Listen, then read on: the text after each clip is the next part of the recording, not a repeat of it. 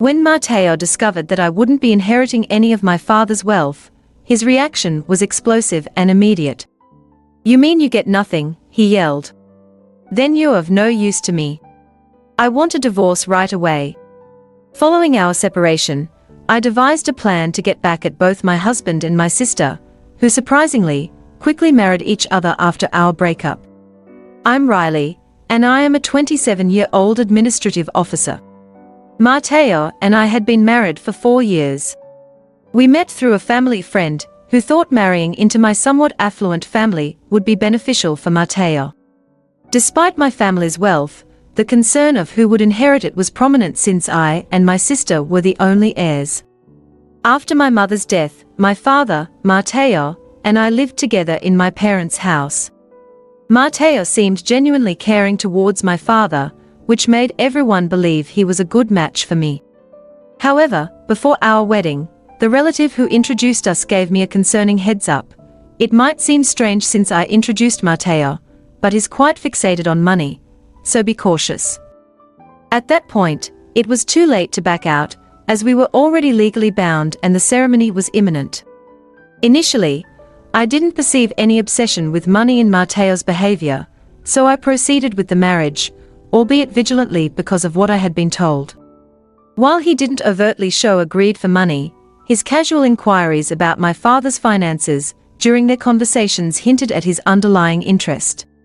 Another area of unexpected interest for Matteo was my younger sister, who is 5 years my junior. Unlike me, she is vibrant and extroverted, enjoying a lively social life. The stark contrast between her dynamic presence and my more reserved nature caught Matteo's attention from the start. "Your sister really has a different vibe from you, doesn't she, Riley?" he commented once, clearly intrigued by her. This difference between my sister and me stirred mixed emotions within me. Although my family friend had been concerned about my prospects of marriage due to my modest appearance, thinking that the family legacy might be safer with my more attractive sister, the true depth of their worries only became clear to me later on. My father was always more indulgent with my sister, allowing her to pursue her education far beyond high school.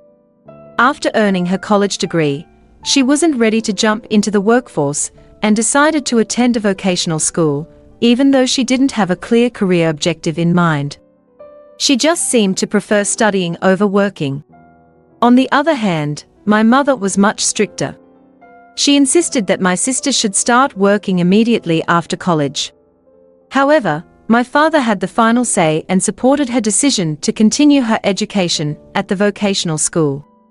Upon completing her vocational studies, my sister landed a job at a company owned by one of our father's friends.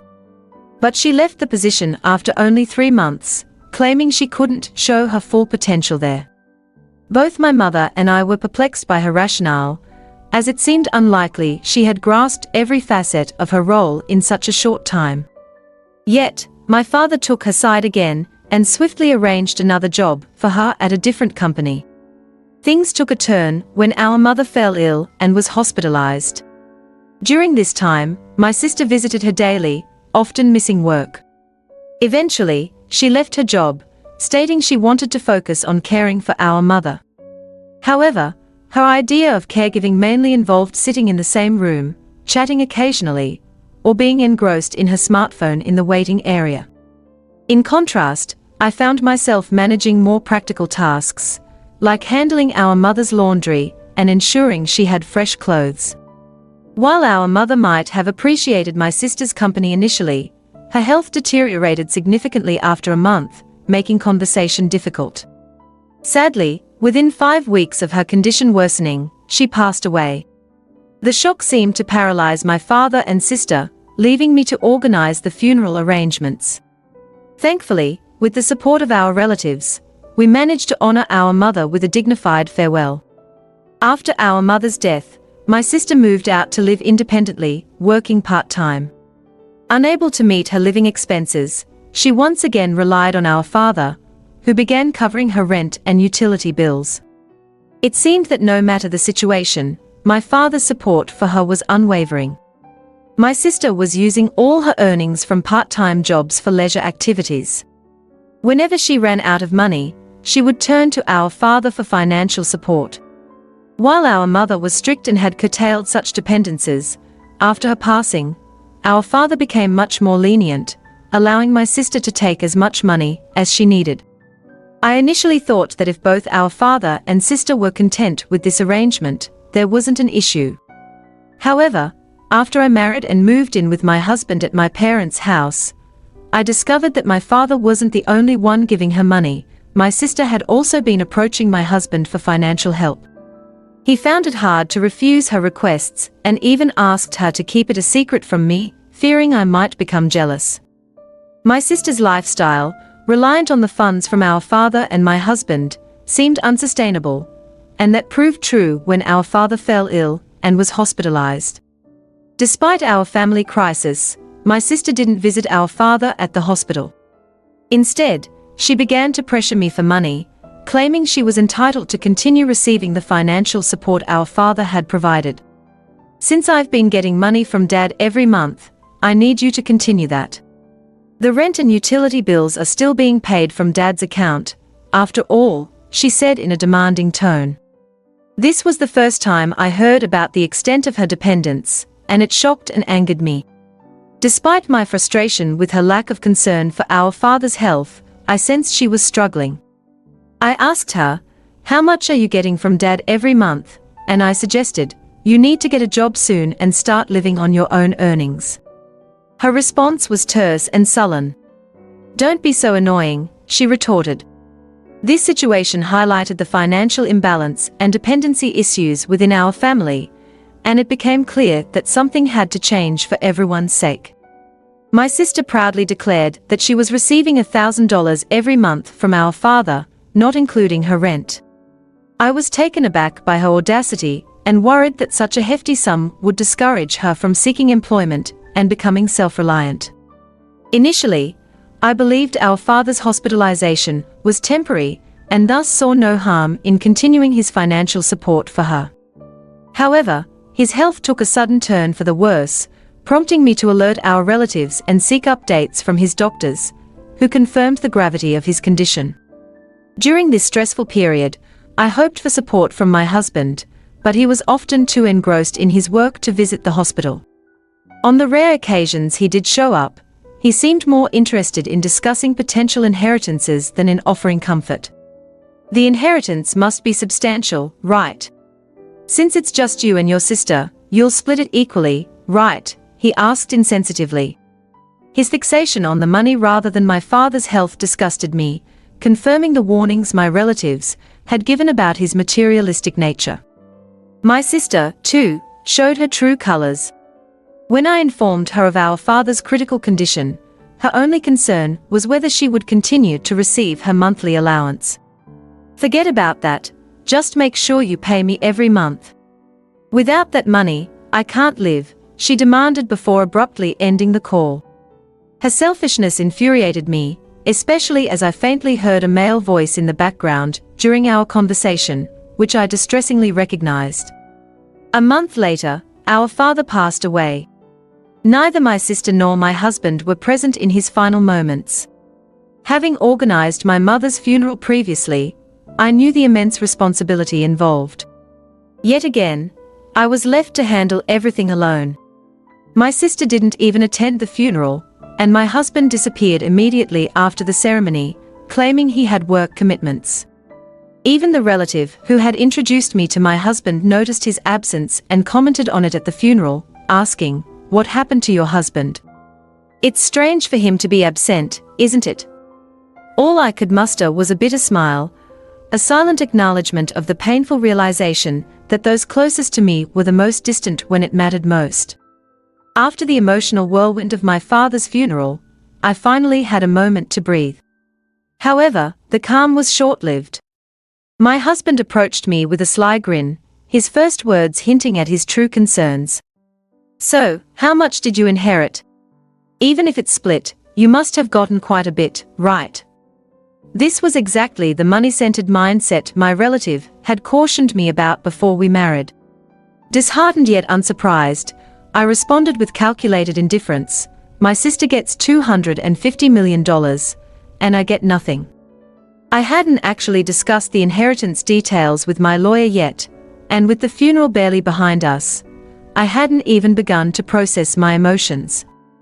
But seeing my husband so eagerly talk about the inheritance pushed me beyond frustration to near amusement. His reaction was immediate and dramatic. "What? You don't get anything? Then you're no use to me. Let's get a divorce right now." His words echoed the shallow nature of his commitment. Feeling mutual disdain, I shot back, "Let's do that. It's clear you married me for my father's money, didn't you? I'll divorce you." With that, I pulled out the divorce papers I had preemptively prepared, knowing deep down that our marriage could come to this. My husband was taken aback as I handed him the papers, perhaps surprised at my readiness, but he signed them regardless. As he did, he spitefully remarked, "I'll just divorce you, who has no inheritance, and remarry your sister Victoria to get the $250 million. Regardless of his taunts, I promptly filed the divorce papers. I was relieved to free myself from a marriage that had become nothing more than a financial transaction to him. The very next day, it seemed he had moved on and submitted a marriage certificate with my sister, Victoria. A few days later, still under the delusion of the inheritance tale I spun, he called me, shouting over the phone, clinging to his mistaken beliefs. "When are you going to start the inheritance procedures? Give Victoria the $100 million as soon as possible," my ex-husband demanded over the phone. I had been anticipating his call, eager to see how this would unfold, but I certainly didn't want to be the one to reach out first after he had stormed out. In a composed, businesslike tone, I replied, "Let's discuss it at my place this Sunday. I'll have everything ready for the process." Overjoyed, thinking he was on the brink of receiving a fortune, my ex-husband quickly agreed and hung up, his voice brimming with barely contained excitement. However, the real drama was set to unfold over the weekend. My ex-husband and my sister arrived at my parents' house, visibly surprised to find that I had invited a lawyer to join us. My ex-husband, however, tried to mask his surprise with overconfidence, remarking, "I knew it. You need a lawyer to handle such a large inheritance." The lawyer, maintaining a professional demeanor, but with a hint of confusion, addressed my ex-husband, "While there is indeed the matter of inheritance to discuss, there's also a matter of property division claimed by your ex-wife against you." He then presented several photographs of my ex-husband leaving my sister's house, each stamped with a date clearly showing they were taken before our divorce was finalized. "These photographs are evidence of your affair before the divorce proceedings were completed. You will need to comply with the division of property as outlined by these findings," the lawyer explained. Unbeknownst to them, I had overheard my ex-husband discussing the inheritance over the phone with my sister during my father's funeral preparations. Sensing their belief that I was too preoccupied with grief to notice their actions, they had been careless. Their meetings at my sister's house, which they thought were secret, were now coming to light, and I had directed my lawyer to gather evidence of my husband's infidelity. As the truth dawned on my ex-husband and the reality of the situation began to sink in, I watched, a mix of satisfaction and sadness coloring the moment. The inheritance he had so greedily anticipated was entangled in legal stipulations he hadn't foreseen, and his deceit was now laid bare for all to see. At my sister's house nearly every day, my ex-husband's frequent visits provided ample evidence of their affair. Both were visibly shocked when the conversation abruptly shifted from inheritance to their infidelity during the meeting with the lawyer. However, my ex-husband quickly composed himself and dismissively said, "Property division is trivial compared to the $250 million I'm about to inherit. I'll settle that immediately." With arrogance, he signed the documents the lawyer presented, without fully understanding the situation. After he signed, I couldn't help but add, "Enjoy your life with my sister, who, by the way, inherited nothing.